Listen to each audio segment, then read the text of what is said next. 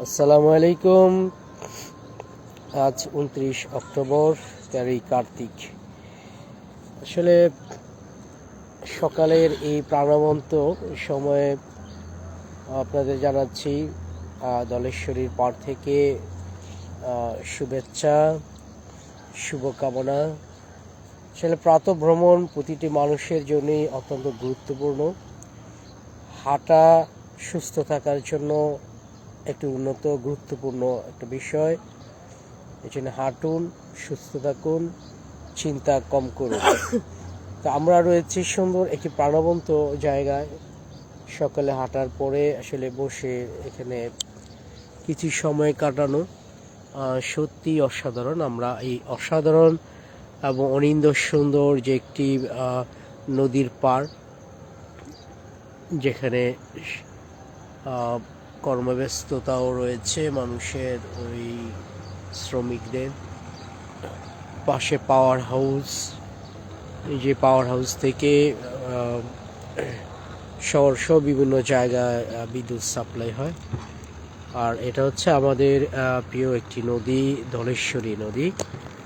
নদীর উপরে একটি চর রয়েছে, একটি গ্রাম রয়েছে।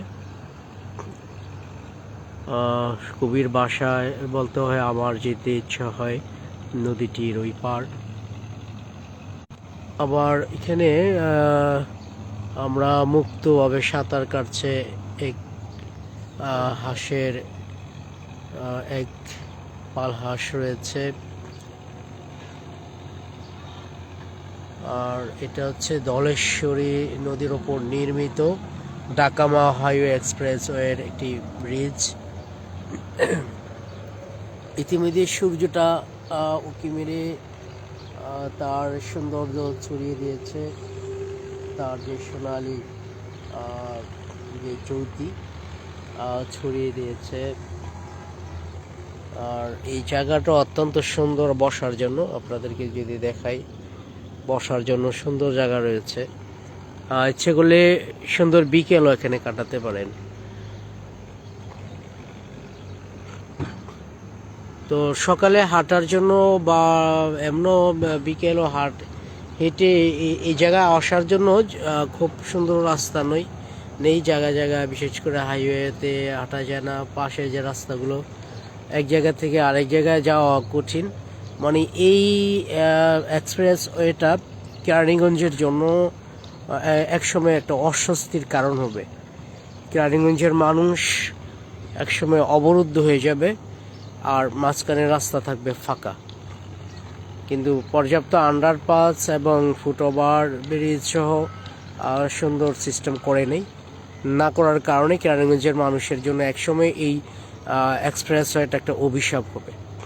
কারণ ঘন্টার পর ঘন্টা বিভিন্ন পয়েন্টে জ্যামে আটকা পড়তে হবে। তো আসলে সুন্দর এই প্রাণবন্ত সকালটি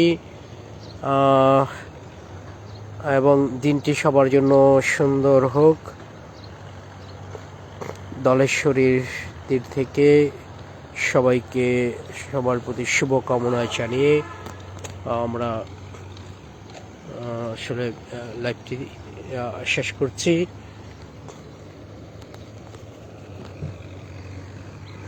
আসলে নদীর স্রোত রয়েছে, স্রোত থাকলেও যেভাবে আসলে পানির যে এই উচ্চতা থাকার কথা, যে পরিমাণ পানি থাকার কথা, নদী পথগুলো অনেকটাই বিলীন হয়ে গেছে।